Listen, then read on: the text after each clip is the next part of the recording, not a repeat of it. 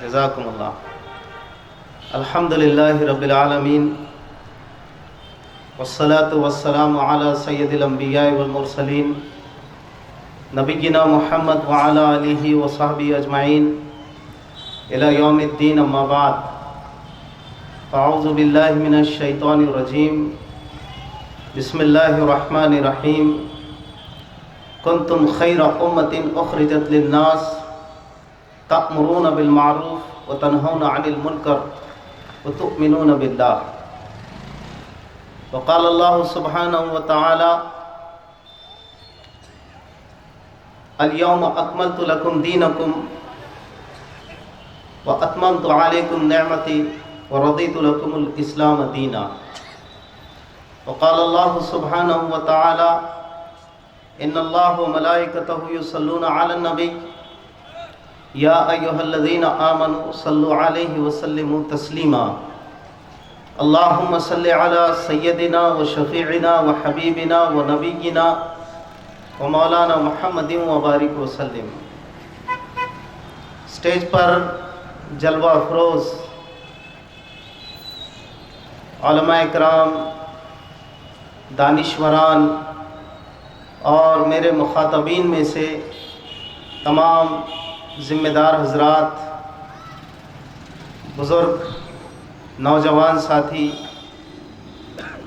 آج جس حساس عنوان کو لے کر ہم لوگ یہاں پر جمع ہیں اور تہہ دل سے مبارکباد کے قابل ہے جماعت اسلامی ہند کہ اس نے موقع موقع سے اس طرح کی مہم کو جاری و ساری کیا۔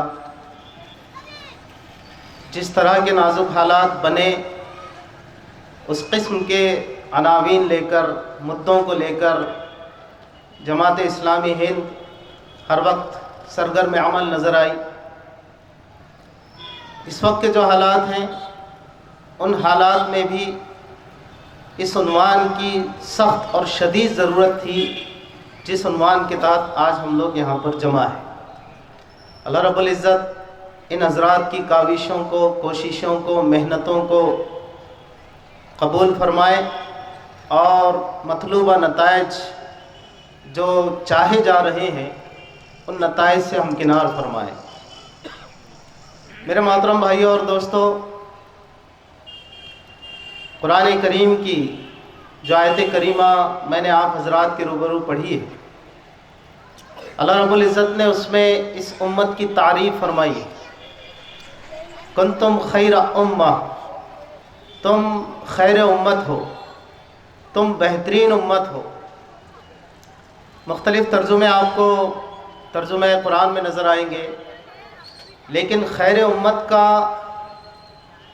جو مفہوم خود لفظ خیر امت میں پنہا ہے اور جو اللہ کے یہاں مطلوب ہے، وہ دنیا کی کوئی زبان اس کو ادا نہیں کر سکتی۔ لیکن اتنا ضرور ہے کہ اللہ رب العزت نے جب خیر امت کہا ہے اور ہماری اپنی اردو زبان میں ہم بہترین کا ترجمہ کر کے اس پر اکتفا کر لیتے ہیں، تو ہمارے حق میں یہ لفظ بھی بہت زیادہ قیمتی ہو جاتا ہے کہ اللہ رب العزت نے ہم سب کو بہترین امت بنایا ہے۔ میرے بھائیوں، جب کسی کو کوئی منصب دیا جاتا ہے، کوئی مرتبہ دیا جاتا ہے، تو اس کے پس منظر میں یا اس منصب کے سیاق و سباق میں کچھ صفات ہوتی ہیں جن صفات کی بنیاد پر کسی کو کوئی منصب سونپا جاتا ہے۔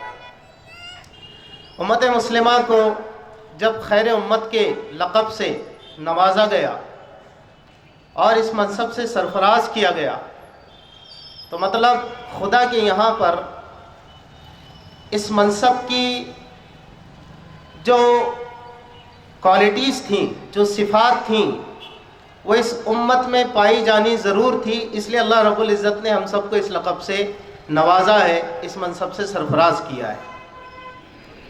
اسی آیت کریمہ کے اگلے جزء اور ٹکڑے میں اللہ رب العزت نے اس کی وجہ بھی ارشاد فرما دی، جہاں ہم کو اس بات کا احساس دلایا اور ہمارے شعور میں یہ بات لائی کہ تم خیر امت ہو، تم بہترین لوگ ہو، تم بہترین قوم ہو، تو وہیں پر اللہ نے اگلے ہی لفظوں میں اس خیر امت ہونے کی وجہ، اس کی ذمہ داری، اس کا کام، اس کی صفات، ان کا ذکر فرمایا ہے۔ ارشاد فرمایا کنتم خیر امہ اخرجت للناس تأمرون بالمعروف وتنہون عن المنکر وتؤمنون باللہ۔ یہ آیت کریمہ ہے جس کو ہم اکثر موقع سے، بہانے سے دین کے حلقوں میں بیٹھ کر جماعتوں کی محنتوں کے ذریعے، تنظیموں کی محنتوں کے ذریعے، تحریکوں کی محنتوں کے ذریعے سنتے رہتے ہیں، لیکن اس پر غور کرنے کی ضرورت ہے کہ اللہ رب العزت نے اتنا بڑا جو منصب دیا ہے خیر امت کا، بہترین امت کے ٹائٹل سے اللہ نے جو نوازا ہے، اس کے پیچھے کیا وجوہات ہیں، کون سے اسباب کار فرما ہیں جس کی وجہ سے اس امت کو اتنا بڑا منصب نوازا گیا۔ اگلے الفاظ کیا ہے قرآن کے؟ اخرجت للناس، یہ پہلا لفظ جو اس سے متصل معاً بعد آتا ہے، اسی کے ساتھ آتا ہے، اسی سے لگ کر آتا ہے کہ کنتم خیر امہ اخرجت للناس، تم وہ بہترین امت ہو کہ ہم نے تم کو تمہارے لیے پیدا نہیں کیا ہے، ہم نے تم کو اوروں کے لیے پیدا کیا ہے۔ تمہارا وجود تمہارے لیے نہیں ہے، تمہارا وجود اوروں کے لیے ہے۔ تم تمہارے لیے نہیں جیتے ہو، تم اوروں کے لیے جیتے ہو۔ تم اپنی ذات کو کنسنٹریٹ یا فوکس نہیں کرتے ہو، بلکہ اوروں کی ضروریات کا پورا خیال رکھتے ہو۔ اخرجت للناس، تمہارا کام یہ ہے، تمہارا منصب یہ ہے، تمہاری ڈیوٹیز یہ ہے، تمہارے کرتویہ ہے وہ یہ ہے کہ تم اوروں کے لیے جینا سیکھو۔ میں اس موقع پر وہ ہندی کا چھوٹا سا شعر ضرور سناتا ہوں کہ جو احباب تھوڑا سا میرے اپنے مزاج کے بعد میرے اپنے ماضی سے واقف ہوں گے تو مجھے اپنے کالج کے زمانے میں سمجھ گیا تھا وہ شعر، تو میں آج تک اس کو دہراتا ہوں کہ مدھوبن خوشبو دیتا ہے، ساگر ساون دیتا ہے، اور جینا اسی کا جینا ہے جو اوروں کو جیون دیتا ہے۔ امت مسلمہ اوروں کے لیے پیدا کی گئی، ہم لوگوں کی خدمت کے لیے مبعوث کیے گئے ہیں، ہمارا وجود ہی اوروں کی بھلائی ہے۔ ہم دنیا میں لائے ہی اس لیے گئے ہیں، آئے نہیں، ہم لائے ہی اس لیے گئے ہیں کہ ہم اوروں کے کام آ سکے۔ اور میرے بھائی اور دوستو، میں بغیر کسی تمہید و مقدمے کے یہ بات عرض کروں کہ اس روئے زمین پر انسانوں کی سب سے بڑی بھلائی یہ ہے کہ ہم انسان اور انسان چاہے اس مذہب، دین کا، اس قوم سے، اس برادری سے تعلق رکھنے والا ہو، اس روئے زمین پر اس انسان کی سب سے بڑی خیر خواہی اور بھلائی یہ ہے کہ وہ اپنے بنانے اور پیدا کرنے والے کو جانے، بالفاظ دیگر اپنے خالق و مالک کا، اپنے پالنہار کا، اپنے پروردگار کا، اپنے خدا کا، اپنے ایشور کا، اپنے بھگوان کا، اپنے گاڈ کا اس کو تعارف حاصل ہو جائے۔ وہ خدا جس نے اس کو پیدا کیا ہے، وہ خدا نہیں کہ جن کو اس نے پیدا کیا ہے، اس خدا کا تعارف آ جائے جس خدا نے ہم سب کو پیدا کیا ہے، نہ کہ وہ ہمارے ہاتھوں کے بنائے ہوئے خدا، مصنوعی خدا جی، اور نہ وہ جھوٹے خدا کہ جن کو ہم نے خود بنایا ہے۔ اس روئے زمین پر انسان کی سب سے بڑی خیر خواہی یہ ہے کہ وہ اپنے بنانے والے کو، پیدا کرنے والے کو، پالنے والے کو جان لے، پہچان لے اور اسی کی عبادت پر آ جائے۔ چنانچہ ظاہر سی بات ہے کہ انبیاء علیہ السلام کا سلسلہ تو ختم ہوا، اور انبیاء علیہ السلام کے اس سلسلے کے منقطع ہونے کے بعد بحکم خداوندی اس سلسلے کے اختتام اور اتمام کے بعد اب یہ ذمہ داری دعوت کی، تبلیغ کی، لوگوں کی بھلائی کی، خیر خواہی کی اور خیر امت کے منصب کو نبھانے کی یہ ذمہ داری ڈالی گئی امت مسلمہ پر۔ اس لیے ہماری تعریف قرآن نے کی وَكَذَلِكَ جَعَلْنَاكُمْ أُمَّةً وَسَطًا. یہ امت وسط کا بھی اردو میں آ کر ایک معذور سا ترجمہ کیا جا سکتا ہے، بس اس کا حق ادا نہیں ہو سکتا. جو اللہ وسط کا لفظ استعمال کرتا ہے اس کا پورا پورا حق کوئی زبان ادا کر ہی نہیں سکتی. وہ جو عربی جانتا ہے اس کے سینس کو اور قرآن کے سیاق و سباق کو، یا قرآن میں جو جتنا مدبر ہوا اللہ اس پر کھول دے صحیح مفہوم کو تو الگ بات ہے، ورنہ دنیا کی کوئی زبان کلام الہی کا وہ ترجمہ جو قرآن کو مطلوب ہے اس مفہوم کو ادا ہی نہیں کر سکتی. اللہ نے تعریف فرمائی وَكَذَلِكَ جَعَلْنَاكُمْ أُمَّةً وَسَطًا. ہم نے تم کو وسط امت بنایا ہے. یہ بھی ہماری ایک بہت بڑی تعریف اور جامع تعریف قرآن کی طرف سے کی گئی. ایک ایسی امت لِتَكُونُوا شُهَدَاءَ عَلَى النَّاسِ وَيَكُونَ الرَّسُولُ عَلَيْكُمْ شَهِيدًا. یہ کوئی معمولی بات نہیں ہے کہ اس امت وسط کے ٹائٹل کے بعد، لقب کے بعد جو منظر کشی قرآن کر رہا ہے اگلے الفاظ میں کہ قیامت کے دن تم لوگوں کی شہادت دو گے اور رسول اللہ صلی اللہ علیہ وسلم تم پر شہادت دیں گے. اپنے اس منصب کو پہچاننے کی ضرورت ہے، اپنے اس مقام کو پہچاننے کی ضرورت ہے. آج مسئلہ یہی ہے کہ ہم قرآن سے دور ہو کر حضرت نبی کریم صلی اللہ علیہ وسلم کی سیرت طیبہ اور ذات مقدسہ، لفظ ذات استعمال کر رہا ہوں اس لیے کہ حضور کی ذات سے جب تک کہ ذاتی تعلق نہ ہو ایمان میں جلا آ ہی نہیں سکتی ہے. تو قرآن سے تعلق، حضرت نبی کریم صلی اللہ علیہ وسلم کے اسوہ حسنہ اور ذات مقدسہ سے تعلق یہ امت کا اس وقت ٹوٹ گیا بلکہ توڑا گیا. اقبال نے جو کہا تھا کہ مست رکھو ذکر و فکر صبح گاہی میں اسے، پختہ کر دو تم مزاج خانقاہی میں اسے. ایک انسان بس اپنی شخصیت کو لے کر بعض دفعہ اپنی رواجی دینداری پر مطمئن نظر آتا ہے. معاشرے میں کیا ہو رہا ہے، سماج میں کیا ہو رہا ہے اور لوگ کدھر کو جا رہے ہیں اور کتنی تیزی سے بگاڑ بڑھتا چلا جا رہا ہے، اس کی فکر کرنے والے بہت ہی چند اور بہت ہی چند نظر آتے ہیں.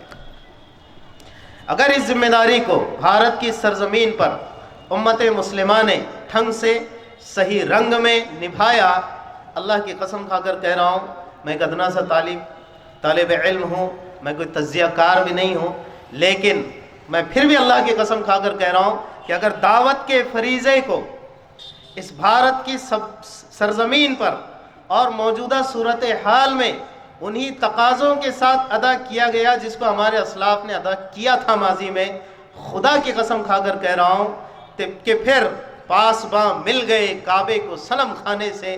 آپ اس منظر کو اپنی آنکھوں سے دیکھو گے انشاءاللہ.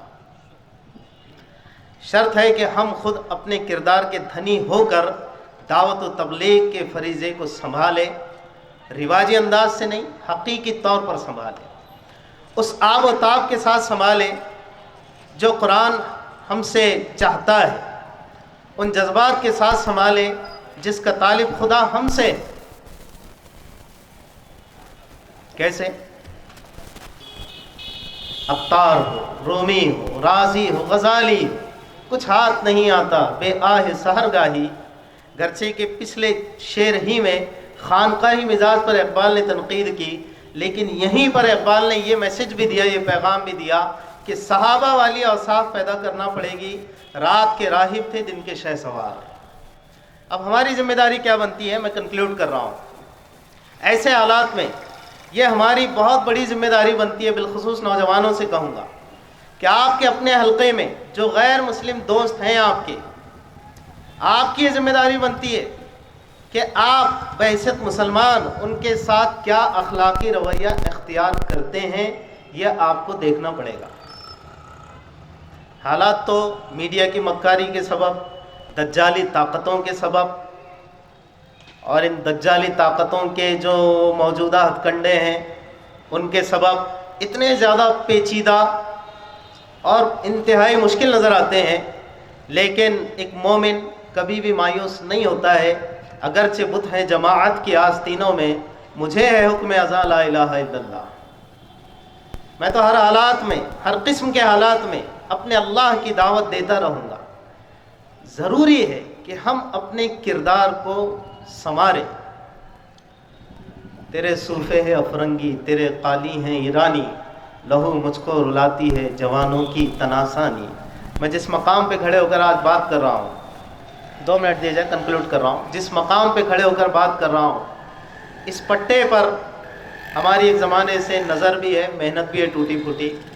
نوجوانوں کو دیکھا جاتا ہے عجیب و غریب قسم کے منشیات، نشہ آور چیزیں، آج ہمارا نوجوان اس کی لت میں اور اس کی ہیبٹ میں وہ پڑ چکا ہے، نہ اس کو اپنی صحت کا خیال، نہ تعلیم کا خیال، نہ اپنی زندگی کا خیال۔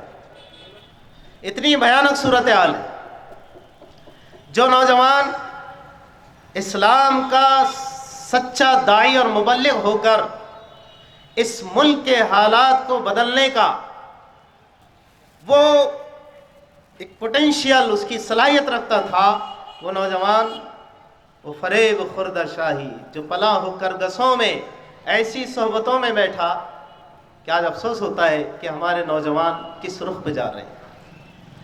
میں آخر میں بات کہوں گا کہ ہم اپنے سابقہ کوتاہیوں سے، کمیوں سے اللہ واسطے توبہ کرنے والے بن جائیں، اور میڈیا، انٹرنیٹ، سوشل میڈیا، اس پر بھی جو دجالی طاقت قابض ہے اور جس طرح کے ہتھکنڈے ڈال کر مسلم بچے اور بچیوں کو اپنے ہتھکنڈوں کا شکار بنا رہے ہیں، خدا کے واسطے ان سے توبہ کیجیے۔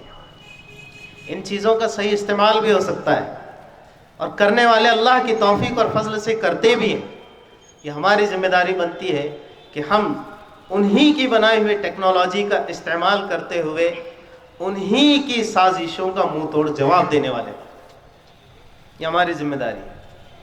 لہذا میرے نوجوانوں، بزرگوں، بھائیوں اور دوستوں، اس وقت حالات اتنے سنگین اور شدید ہیں کہ ان حالات میں جہاں پر پرسنل لا میں انٹرفیرنس کی کوشش ہو رہی ہے، جہاں پر ہماری بچیوں کو ٹارگٹ کر کے کہ ہم اتنی بچیوں کو غیر مسلم بنا کر اجتماعی شادیاں کریں گے، اس قسم کے جب بھیانک عزائم باطل نے طے کر لیے ہو، پیدا کر لیے ہو، تو آج ہماری بھی منہ توڑ جواب دینے کی تیاری یوں ہونی چاہیے کہ اٹھ کہ اب بزم جہاں کا اور ہی انداز ہے، مشرق و مغرب میں تیرے دور کا آغاز ہے۔ اور اقبال نے ہی کہا تھا کہ قوت عشق سے ہر پست کو بالا کر دے، دہر میں اسم محمد سے اجالا کر دے۔